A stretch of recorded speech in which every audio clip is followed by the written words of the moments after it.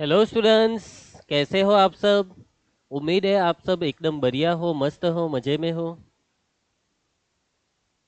तो मैं आपका मैथ्स टीचर रिंकेश मिस्त्री स्वागत करता हूं आप सभी बच्चों का हमारे इस प्यारे से प्लेटफॉर्म अवंती फेलोस में।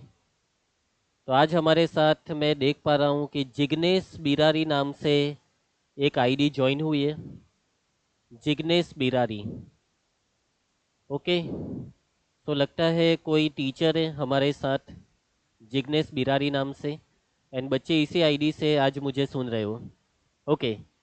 तो बच्चों, second chapter inverse trigonometric functions, और इस चैप्टर में आज है लेक्चर नंबर 2। ठीक है। सो इस चैप्टर की हमने आगे शुरुआत की थी। यस, जिग्नेश बिरारी, सैनिक स्कूल बिलवान। यस बेटा, ओके, वेरी गुड। सैनिक स्कूल बिलवान से हमारे साथ बच्चे जुड़े हैं। ठीक है, चलो बच्चों शुरुआत करते हैं आज की पढ़ाई की। तो मैथ्स के अंदर सेकंड चैप्टर की हमने शुरुआत की थी प्रीवियस लेक्चर में, inverse trigonometric functions, that is ITF, है ना। तो प्रीवियस लेक्चर में हमने कौन सी बातें देखी थी? तो हमने देखा था डोमेन एंड रेंज। जो इनवर्स ट्रिगोनोमेट्रिक फंक्शन है उसके डोमेन एंड रेंज, एंड कुछ क्वेश्चंस की प्रैक्टिस की थी, एंड कुछ क्वेश्चन मैंने आपको होमवर्क में भी दिए थे। क्या होमवर्क वाले क्वेश्चन आपने सॉल्व किए क्या? एंड हाँ, और एक बहुत ही ज़रूरी बात कि भाई आप होमवर्क करते तो हो ना, एंड नोटबुक बनाई है ना आपने? क्योंकि जो भी मैं आपको पढ़ाता हूँ उसकी एक नोटबुक बनानी है आपको। सारी चीज़ों को आपको नोटबुक में नोट डाउन करना होगा, क्योंकि वही नोटबुक आपको एग्ज़ाम के वक्त काम आने वाली है। तो लिखना तो ज़रूरी है, क्योंकि वही चीज़ें एग्ज़ाम के वक्त काम आती है।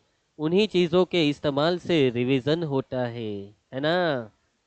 चलिए बच्चों, शुरुआत करते हैं आज के लेक्चर की, और आज के लेक्चर में बस हम देखने वाले हैं क्वेश्चन प्रैक्टिस। बस ओनली आज क्वेश्चंस की प्रैक्टिस होगी और कुछ नहीं होगा, बस सवालों की प्रैक्टिस होगी। तो चलिए, पहला सवाल जेई मेंस का सवाल है बच्चों, और ये सवाल मैंने आपको होमवर्क में दिया था। अगर आपने सॉल्व किया है तो वेरी गुड, एंड अगर आपने सॉल्व किया है फिर आप, लेकिन आपका आंसर नहीं आया, तो भी कोई प्रॉब्लम नहीं, क्योंकि आपको सॉल्यूशन तो आज मिलने ही वाला है ना। तो चलो ध्यान दीजिएगा। If the domain of the function f of x is in the interval open alpha to close the beta, then alpha plus beta is equal to. तो बच्चों यहाँ पे एक फंक्शन के बारे में बात हो रही है। फंक्शन का domain, domain is not given, but domain is in this form open alpha to close beta. ठीक है, डोमेन इज एन इंटरवल, और उस इंटरवल को आपको करना होगा फाइंड। उसको आपको फाइंड करना होगा। इंटरवल फाइंड करने के बाद आपको मिलेगी अल्फा इन बीटा की वैल्यू, एंड उन वैल्यूज का आपको सम फाइंड करना है, अल्फा प्लस बीटा आपको फाइंड करना है। ठीक है। तो चलिए सॉल्व करते हैं। कैसे फाइंड करोगे आप इस अल्फा प्लस बीटा को? So here what is the function? The function f of x is equal to cos inverse of square root of x square minus x plus one upon square root of sine inverse of 2x minus one upon two. This is the function. अभी बच्चों आपको इसका domain find करना है ना, तो domain find कैसे होता है? तो डोमेन फाइंड करते वक्त बस सिंपल सी एक बात समझनी होती है कि आपको x की वो वैल्यू चाहिए जो इस फंक्शन के अंदर पुट करने पर आपको कोई प्रॉपर आंसर दे पाए, और x की आपको वो वैल्यू यहाँ पे नहीं पुट करनी जिसका कोई मतलब नहीं, जिस वैल्यू के लिए फंक्शन वर्क ना करे, है ना। तो देखो यहाँ पे सिंपल सी कुछ बातों का ध्यान रखना है। तो देखो यहाँ पे कॉस इनवर्स, मतलब आप यहाँ पे x की जो भी वैल्यू यहाँ पे पुट करने वाले हो ना, तो ये जो स्क्वायर रूट का जो भी आंसर होगा ना, वो कॉस इनवर्स के डोमेन को सेटिस्फाई करना चाहिए। बात को समझना, कॉस इनवर्स के डोमेन को सेटिस्फाई होना होगा, है ना। यानी कि ये जो स्क्वायर रूट है वो स्क्वायर रूट कॉस इनवर्स के डोमेन को सेटिस्फाई करना चाहिए। And what is the domain of cos inverse? The domain of cos inverse is -1 to +1 close interval. यानी ये जो पूरा स्क्वायर रूट है वो -1 से 1 के बीच में होना चाहिए। दूसरी बात के स्क्वायर रूट के अंदर जो भी होता है वो पॉजिटिव ही होना चाहिए। X square minus x plus one should be positive. उसके बाद तीसरी बात, डिनोमिनेटर कभी भी जीरो मत बनाओ, डिनोमिनेटर को जीरो बनाने से रोक लो। एक्स की वो वैल्यू यहाँ पे कभी मत पुट करना जो डिनोमिनेटर को जीरो बना दे। तीसरी बात, यहाँ पे लिखा है साइन इनवर्स, तो ये जो 2x माइनस 1/2 है वो साइन इनवर्स के डोमेन को सेटिस्फाई करना चाहिए। तो बस इतनी कुछ बातों का हमें ध्यान रखना है और x की वैल्यू का इंटरवल फाइंड करना है।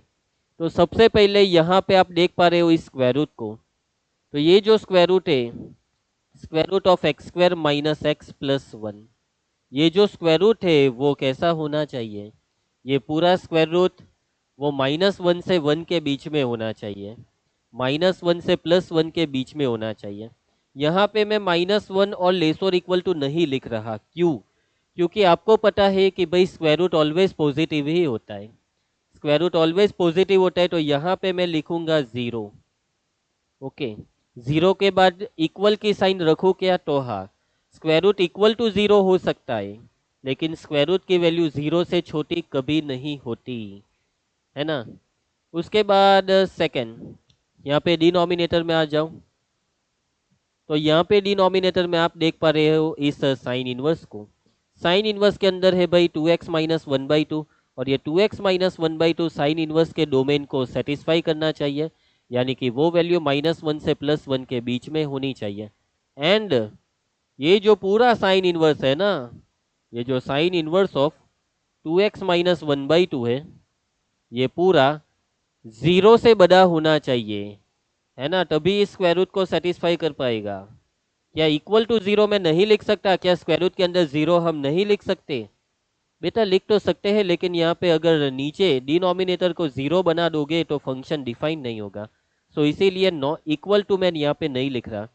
बस इन तीनों चीज़ों को सॉल्व करो। यहाँ पे जो मैंने लिखा है वो एक नहीं दो चीज़ें हैं, इसे मुझे ब्रेक करना होगा। इस इनइक्वालिटी को सॉल्व करने के लिए इसे ब्रेक करो, ठीक है।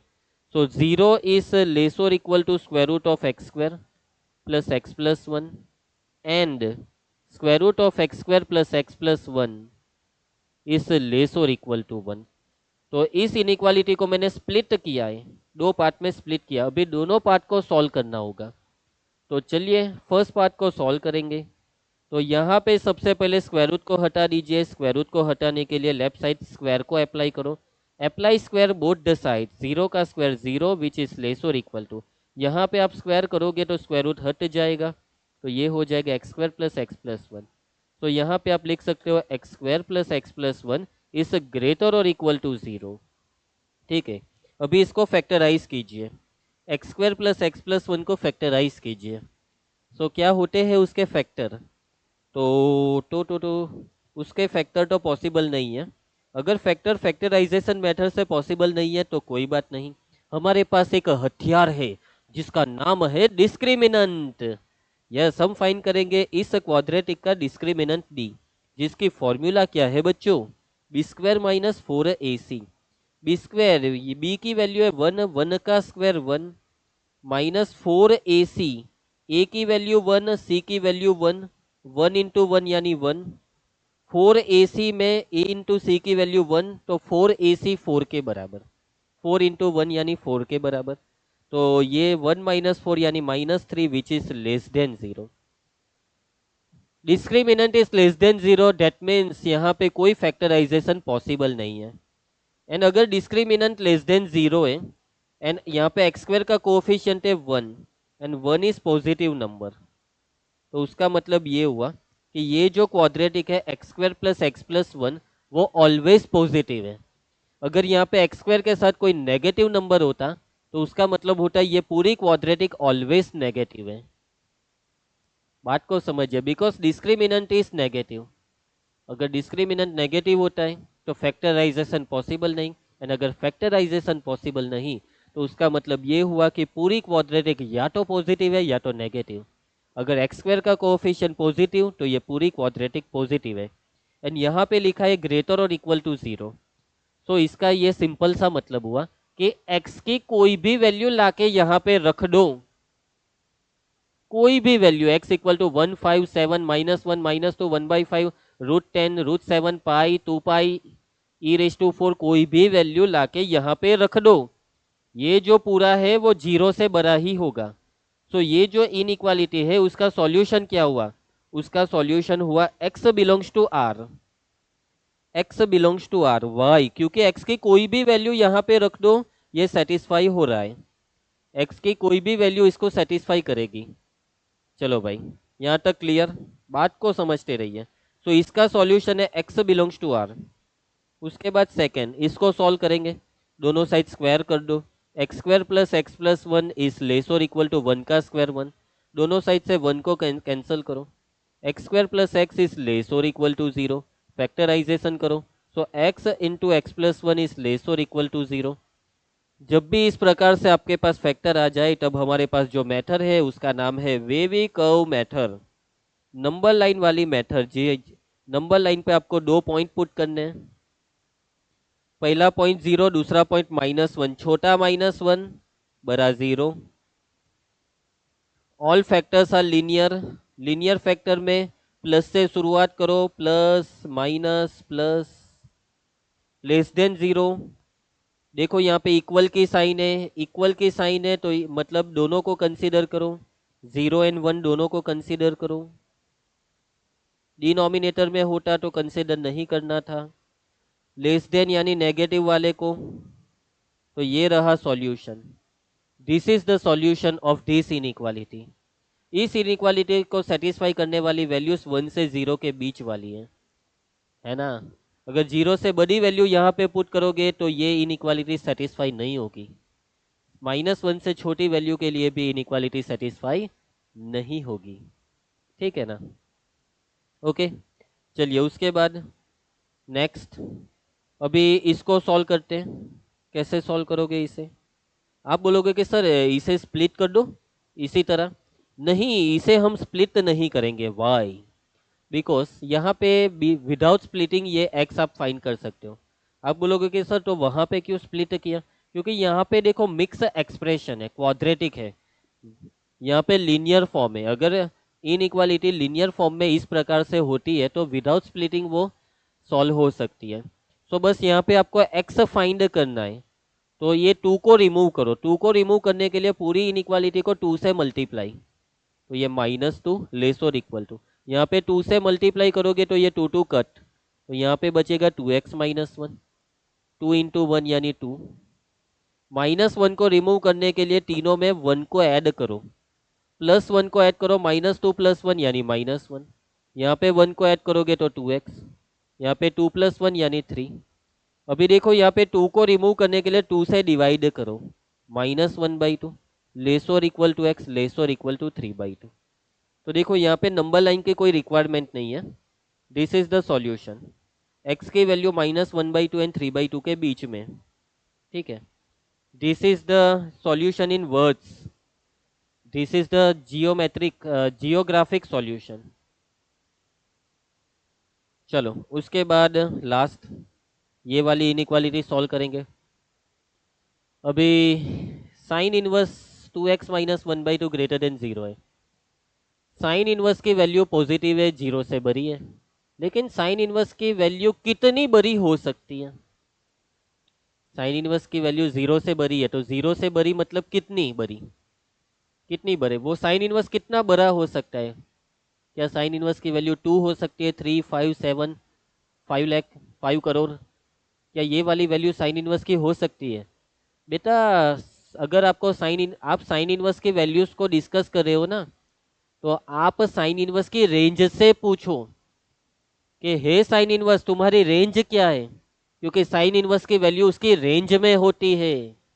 तो जरा बता दो मुझे साइन इनवर्स की रेंज, याद करो क्या होती है रेंज ऑफ साइन इनवर्स, बोलो बच्चों। मैंने लिखवाई थी प्रीवियस लेक्चर में रेंज, क्लोज इंटरवल -π/2 टू +π/2। तो साइन इनवर्स 0 से बड़ा है, कितना बड़ा, π/2 तक। साइन इनवर्स π/2 से बड़ा नहीं हो सकता, साइन इनवर्स π/2 से बड़ा नहीं हो सकता, क्योंकि उसकी रेंज π/2 पे अटक जाती है। तो ये जो साइन इनवर्स 2x - 1/2 है वो 0 से बड़ा है, कितना बड़ा, π/2 तक। π/2 को इक्वल दो या ना दो, तो दो, क्योंकि यहाँ पे क्लोज इंटरवल है। चलिए अभी x को फाइंड करना है, हमें x को फाइंड करना है। तो ये जो साइन इनवर्स है ना, यहाँ पे साइन इनवर्स को रिमूव करने की कोशिश करो। साइन इनवर्स को रिमूव करने की ताकत रखने वाला कौन है? वो है साइन। किसी भी इनवर्स को वही फंक्शन रिमूव कर सकता है जिसका वो इनवर्स है। साइन इनवर्स को रिमूव करेगा साइन। तो तीनों में साइन अप्लाई करो, साइन जीरो जीरो। यहाँ पे साइन अप्लाई करोगे तो साइन एंड साइन इनवर्स दोनों हट जाएंगे, दोनों एक दूसरे को काट देंगे। तो यहाँ पे बचेगा 2x माइनस 1/2 लेस और equal to sine pi by two कितना होता है? साइन पाई बाई टू होता है 1। ठीक है, देखो साइन इनवर्स इंक्रीजिंग फंक्शन है। अगर फंक्शन डिक्रीजिंग होता है तो यहाँ पे इनइक्वालिटी चेंज हो जाती है। इंक्रीजिंग फंक्शन में चेंज नहीं होती, डिक्रीजिंग में चेंज होती है। चलो भाई x को फाइंड करना है भाई, 2 से multiply, 0 less then 2x minus 1, 2 into 1 यानी 2। अभी 1 ऐड करो, 1 तीनों में 1 ऐड करो, 1 लेस देन 2x, 2 प्लस 1 यानी 3। 2 से डिवाइड करो तीनों को, 2 से divide, 1/2 less than x less और इक्वल टू 3/2। तो चलो हमने सबको सॉल्व कर दिया। यहाँ पे x बिलोंग्स टू r, यहाँ पे नंबर लाइन, यहाँ पे दो इंटरवल से। ठीक है, अभी इन तीनों का कॉमन पार्ट वो फाइनल आंसर है। तीनों नहीं, चारों का, 1 2 3 4, इन चारों का common part is the final answer. तो अभी हम फाइनल आंसर के बारे में बात करेंगे। फाइनल आंसर, फाइनल आंसर को डिसाइड करने के लिए हमारी हेल्प करेगी हमारी प्यारी सी नंबर लाइन। नंबर लाइन पे कौन से पॉइंट? ये दोनों पॉइंट -1 0, फिर यहाँ पे -1/2, ये 3/2, ये सारे पॉइंट्स को रखना है। सबसे सबसे छोटा पॉइंट कौन सा है? -1/2, माइनस वाले सबसे छोटे, तो माइनस वाले इन दोनों में सबसे छोटा -1, -1 से बड़ा ये -1/2, उससे बड़ा, उससे बड़ा, अभी उससे बड़ा तो 0, 0 से बड़ा कौन? 0 से बड़ा ये 1/2 और उससे बड़ा 3/2। तो सारे पॉइंट्स मैंने नंबर लाइन पे प्लॉट कर दिए। मैंने सभी पॉइंट्स को नंबर लाइन पे प्लॉट कर दिया है। चलो भाई ध्यान से बच्चों, ध्यान से। तो पहले x belongs to r, x belongs to r का मतलब पूरी की पूरी नंबर लाइन। चलो उसके बाद यहाँ पे -1 से 0 के बीच का पोर्शन, -1 से 0 के बीच वाला ये वाला पोर्शन। ठीक है, -1 को कंसीडर करना है, हाँ। 0 को कंसीडर करना है, हाँ। बीच वाले सबको कंसीडर करना है, हाँ। चलो अभी ये वाला -1/2 टू 3/2, -1/2 ये रहा। -1/2 को क्या कंसीडर करना है? हाँ। 3/2 को क्या कंसीडर करना है? हाँ।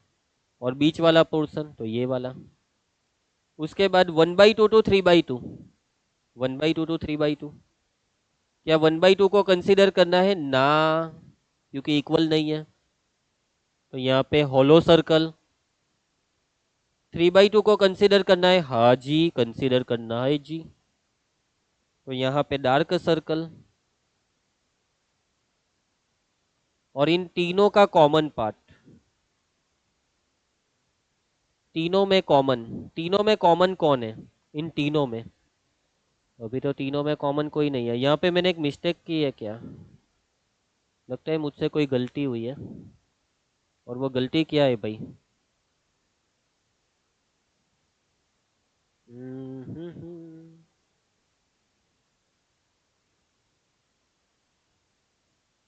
ओके, यहाँ पे x² माइनस एक्स है।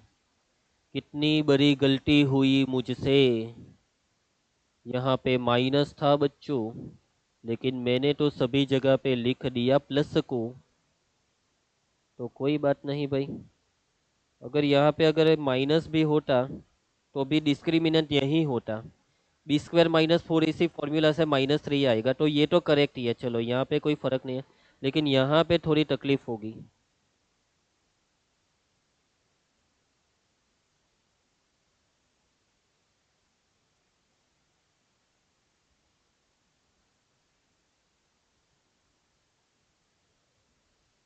सो यहाँ पे 0 एंड +1, -1 एंड 0 नहीं, लेकिन 0 एंड +1।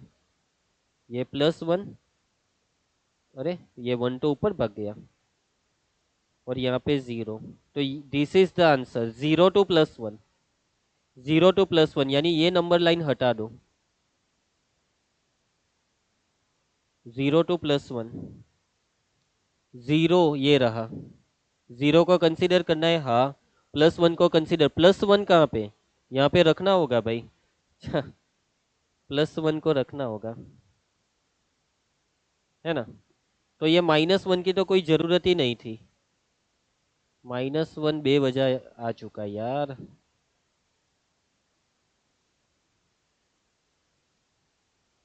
सारा खेल खराब हो गया।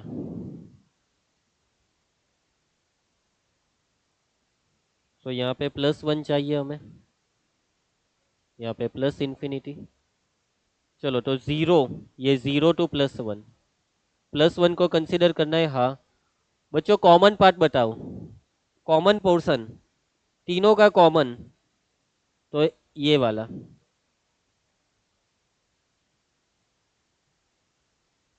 ये पोर्शन तीनों में कॉमन है। यहाँ पे purple line, green line and white line तीनों है इतने पोर्शन में, तो दिस इज द आंसर, ठीक है ना, दिस इज द आंसर। पता नहीं क्यों मुझे कुछ तो गड़बड़ लग रही है। 0 टू 1, फिर यहाँ पे -1/2 टू 3/2, ओके, यहाँ पे मैंने गड़बड़ की है। अरे यार क्यों गड़बड़ हो रही है।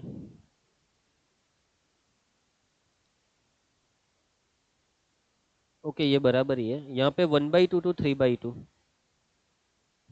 जरा ये चेक कर लेने दो।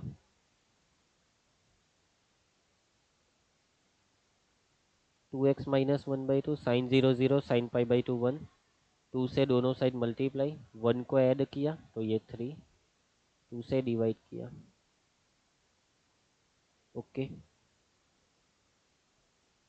0 to 1, -1/2 to 3/2 and 1/2 to 3/2, okay, गलती पता चल चुकी है। ये 3/2 एंड 1 में 1 छोटा है, 3/2 बड़ा है, 3/2 यानी 1.5, यानी 1 पहले। अरे यार क्या यार, एक मेरी साइन मिस्टेक ने इस क्वेश्चन को इतना उलझा दिया। चलो भाई पहले से, तो यहाँ पे 0 से 1, 0 टू 1, दोनों को 0 एंड 1 दोनों को कंसीडर करना है।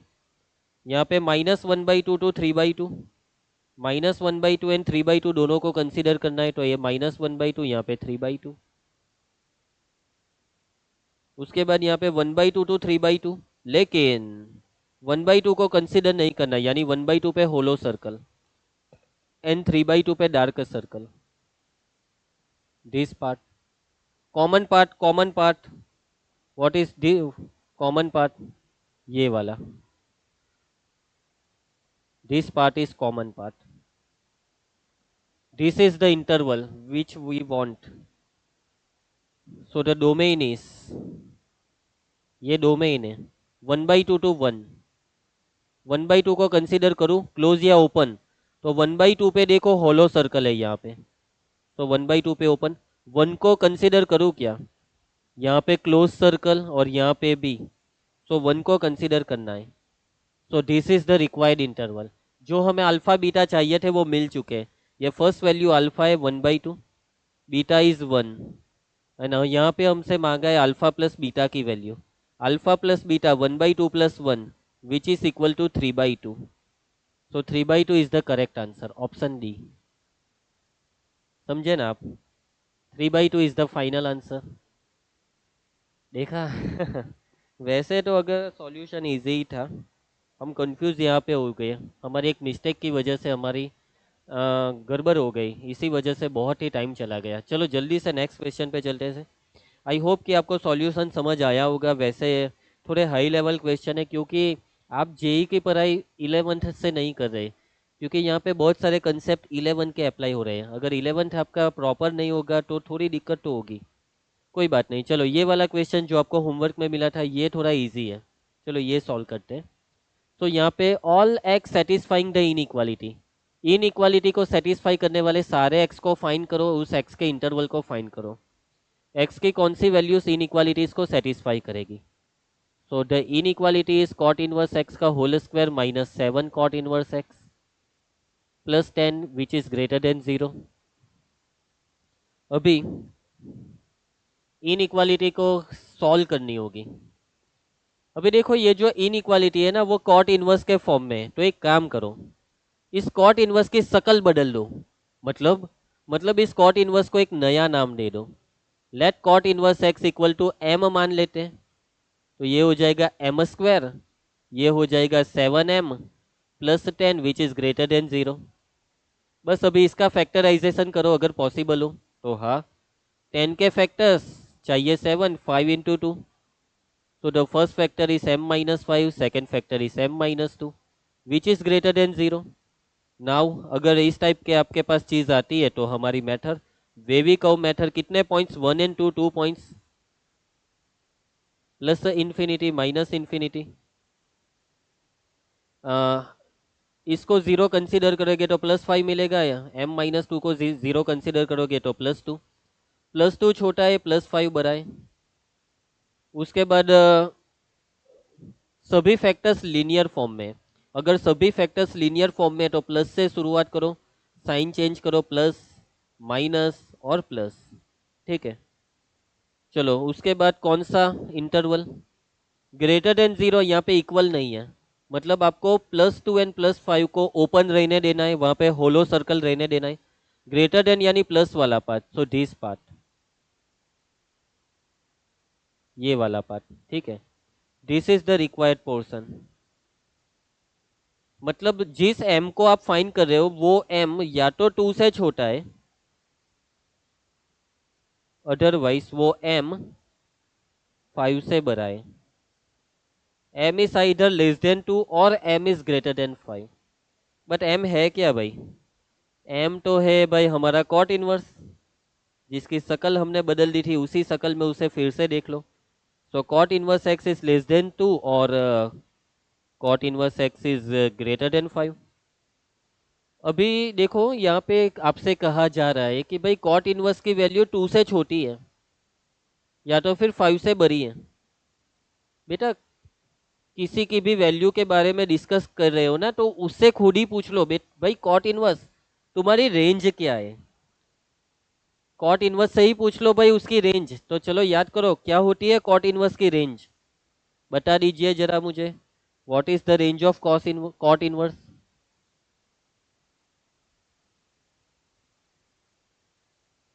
कॉट इनवर्स की रेंज होती है open interval 0 to pi, open interval 0 to pi, है ना। यानी कॉट इनवर्स जो होगा वो 0 से पाई के बीच में होगा। अभी देखो ये जो 0 टू पाई है ना, पाई अप्रोक्सली 3.14 होता है, यानी कॉट इनवर्स की वैल्यू 0 से 3.14 के बीच में ही होगी। कॉट इनवर्स की कोई भी वैल्यू 0 से 3.14 के बीच में ही होगी। और यहाँ पे आपसे कहा जा रहा है कि भाई कॉट इनवर्स 5 से बड़ा है, कॉट इनवर्स की वैल्यू 5 से बड़ी। बेटा नहीं भाई, पॉसिबल ही नहीं ना, 0 से 3.14 के बीच में ही होगा। कॉट इनवर्स चिल्ला चिल्ला के आपसे ये कहना चाहता है कि भाई मैं, यानी कॉट इनवर्स, मैं 3.14 से छोटा हूँ, 5 से बड़ा कभी भी नहीं, never possible. This thing is never possible. Why this is not possible? Because cot inverse x belongs to 0 to पाई, 0 से पाई के अलावा वो कहीं पे नहीं होता, उसकी वैल्यू 0 और पाई के बीच में ही होती है। चलिए भाई अभी यहाँ पे आ जाओ, इसको तो रिजेक्ट कर दिया भाई, ये तो पॉसिबल ही नहीं। क्या ये पॉसिबल होगा? क्या कॉट इनवर्स की वैल्यू 2 से छोटी हो सकती है क्या? तो हाँ, 0 और 3.14 के बीच में, यानी 2 से छोटे नंबर्स इस इंटरवल में लाई करते हैं। तो हाँ भाई, तो कॉट इनवर्स 2 से छोटा है, कितना छोटा? छोटे से छोटा 0, 0 से छोटा नहीं, है ना। तो यहाँ पे जो कॉट इनवर्स एक्स है वो 2 से छोटा है, कितना छोटा? छोटे से छोटा 0। इक्वल लिखो क्या? 0 हो सकता है cot inverse? No by no, open interval. चलो इस इनइक्वालिटी को सॉल्व करो और एक्स को फाइंड करो। यहाँ पे कॉट इनवर्स को रिमूव करना होगा। कॉट इनवर्स को रिमूव करते वक्त तीनों में कॉट लगा दूं, लेकिन लेकिन लेकिन क्या आप जानते हो कॉट, ये जो कॉट है ना कॉट, वो डिक्रीजिंग फंक्शन है। 11th में आपने पढ़ा है। And decreasing function inequality change करता है। डिक्रीजिंग फंक्शन में इनइक्वालिटी चेंज होती है। तो यहाँ पे डिक्रीजिंग फंक्शन होने की वजह से हमें इसे स्प्लिट करना होगा। Split, why split? Because cot is decreasing, तो स्प्लिट करो। 0 less than cot inverse x and cot inverse x less than 2। चलो अभी दोनों को कॉट दे दो। Cot 0, cot 0 is not defined, that is it tends to infinity, infinity less than का greater than, because cot is decreasing, cot is decreasing function, cot of cot inverse x that is x, and यहाँ पे cot दे दो दोनों को, cot of cot inverse x that is x less than हो जाएगा greater than, because cot is decreasing, and यहाँ पे cot 2, और यहाँ पे एंड नहीं और, डिक्रीजिंग फंक्शन अप्लाई करते वक्त एंड का हो जाता है और, एंड बन जाता है और। सो x की वैल्यू cot 2 से बड़ी है। कितनी बड़ी भाई? इंफिनिटी तक बड़ी है ना। Infinity greater than x, infinity x से बड़ा है, यानी x की बड़ी वैल्यू बहुत ही बड़ी है। और किससे बड़ी? cot 2 से। यानी कि x का जो इंटरवल है वो cot 2 से इंफिनिटी के बीच में है। ठीक है, एक मिनट, हाँ यहाँ पे एंड ही आएगा और नहीं, नहीं एंड ही होगा। करेक्ट है। वैसे देखा जाए तो इसे स्प्लिट ना करते तो अभी हो जाता। कोई बात नहीं, स्प्लिट कर दिया तो कर दिया। So x belongs to open interval cot 2 to infinity. This is the answer A. समझे? समझ आया आपको? इजी। थम्स अप वगैरह सेंड किया करो। ठीक है, वहाँ पे इमोजी वाला है ना, वहाँ पे नीचे इमोजी है, देखो सी सी लिखा है, उसके बाद में आपका जैसा प्यारा फेस है वैसा। थम्स अप मिला मिला मिला, बहुत सारे थम्स अप आ रहे हैं। चलिए नेक्स्ट। और ना समझ आए तो थम्स डाउन सेंड करना है। अगर समझ आ जाए तो थम्स अप, और ना समझ आए तो थम्स डाउन। चलिए जल्दी से ये वाला क्वेश्चन सॉल्व करते हैं। So what is given? There is a function f from r minus close 0 to open pi by 2। This is f of x tan inverse of 3x square plus bx plus 3, then total number of values of b satisfying।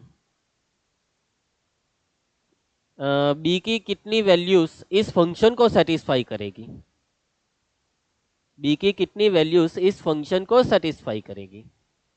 मतलब b की जो भी value यहाँ पे डालो, उस value को डालने के बाद फंक्शन मीनिंगफुल होना चाहिए, फंक्शन आंसर देना चाहिए, और जो भी आंसर दे वो 0 से पाई बाई 2 के बीच में ही। किसी भी फंक्शन का आउटपुट, किसी भी फंक्शन का आंसर उसके को डोमेन में से होना चाहिए, को डोमेन में से। अगर फंक्शन अपना आउटपुट को डोमेन के बाहर दे रहा है तो उस आउटपुट को कंसीडर नहीं किया जाता। एंड जो इनपुट आउटसाइड के आउटपुट को देता है उस इनपुट को भी कंसीडर मत करो। तो सिंपल सी चीज, हमें जो भी आउटपुट चाहिए वो 0 से पाई बाई 2 के बीच में चाहिए। जो tan इनवर्स है ना, tan inverse of 3x square plus b x plus 3, वो 0 या उससे बड़ा होना चाहिए। एंड पाई बाई 2 से छोटा, पाई बाई 2 भी नहीं, क्योंकि पाई बाई 2 पे ओपन। बस इनइक्वालिटी को सॉल्व करो। तो tan इनवर्स को यहाँ से हटाना है, तो तीनों में अप्लाई करो tan। tan is increasing function, increasing function में इनइक्वालिटी चेंज नहीं होती। चलो 10 दे दो तीनों को, 10 10 10 10 0 0। यहाँ पे 10 दोगे तो 10 एंड tan इनवर्स दोनों एक दूसरे को काट डालेंगे, तो बचेगा 3x square plus b x plus 3 less than 10 pi by 2, that is it is tends to infinity. 10 pi by 2 tends to infinity. बस अभी देखो, ये यहाँ पे इस इंफिनिटी का कोई मीनिंग नहीं है कि भाई ये जो वैल्यू है वो 0 से बड़ी है। कितनी बड़ी? इंफिनिटी तक। तो यहाँ पे इन्फिनिटी को नेक्स्ट स्टेप में लिखने की कोई रिक्वायरमेंट नहीं है, बस इसी चीज़ को देखो। So 3x² plus b x plus 3 greater और इक्वल टू 0। ये जो है वो 0 से बड़ा है, कितना बड़ा? जितना हो सके उतना बड़ा। चलो अभी देखो, अगर कोई क्वाड्रेटिक 0 या उससे बड़ी है तो उसका मतलब उसका डिस्क्रिमिनेंट नेगेटिव है, एंड उसका x² का जो भी कोएफिशिएंट है वो पॉजिटिव है। ठीक है, if any quadratic is greater और equal to 0 then the coefficient of x² should be positive, तो यहाँ पे 3 पॉजिटिव है, and discriminant should be negative, discriminant should be less or equal to 0. The formula for discriminant is b square minus 4ac. b square by b square, तो ये b square minus 4a into c, a की value 3, c की value 3, 3 into 3 9, which is less or equal to 0. b square minus 36 is less or equal to 0. b square minus 36 को factorise करो, b minus 6 b plus 6, और number line के help से इसे solve करो। Number line पे एक पॉइंट -6, दूसरा पॉइंट +6, छोटा पॉइंट पहले बड़ा पॉइंट बाद में। लीनियर फैक्टर है तो प्लस से शुरुआत करो, प्लस माइनस प्लस, लेस और इक्वल टू 0 यानी माइनस वाले पोर्शन को कंसीडर करो। अगर इक्वल है तो -6 एंड +6 दोनों को भी कंसीडर करो। तो ये है b की वैल्यू का interval, b belongs to closed interval -6 to +6, और क्लोज्ड इंटरवल -6 से +6 के बीच में b की कितनी वैल्यूज होती है आपको फाइंड करना है। Number of values of b, number of values of b, कितनी वैल्यूज b की होती है? इनफाइनाइट। कैसे? Because it is interval. b की वैल्यू आप सोचोगे कि सर -6 टू +6 के बीच में ना, तो -6, -5, -4, -3, बेटा इतनी वैल्यू नहीं होती b की। b की वैल्यू तो कि भाई 0.1, 1/2, 3/2, 5/7, ये सारी b की वैल्यूज है जो इसी इंटरवल में। √2, b की वैल्यू आप √2 भी ले सकते हो, यानी इस इंटरवल के अंदर के सारे रियल नंबर्स, और किसी भी इंटरवल में कितने रियल नंबर्स होते हैं? Infinitely many. तो यहाँ पे जो b की वैल्यू है वो है infinitely many. So the correct answer is option b, infinitely many value. Understood? Understood? समझे? समझे क्या? अरे बच्चों एक्टिव हो क्या नहीं हो? चलिए अभी देखो, ये क्वेश्चन बहुत ही इजी है, एनसीईआरटी बेस्ड क्वेश्चन जो आपको होमवर्क में करना है। बोर्ड एग्जाम में भी आ सकता है, फिलहाल तो जेई के एग्जाम में आ चुका है। आंसर है ए। ये वाला क्वेश्चन भी मैं आपको होमवर्क में दे रहा हूँ, देख लीजिएगा, और ये वाला। सो बस आज के लेक्चर में हम यहाँ तक ही यहाँ पे रुकेंगे, एंड अभी हमारी मुलाकात होगी नेक्स्ट लेक्चर में। ठीक है, नेक्स्ट लेक्चर कब है आपको पता है? हमारा नेक्स्ट लेक्चर कब है? तो अभी हमारा नेक्स्ट लेक्चर है कल।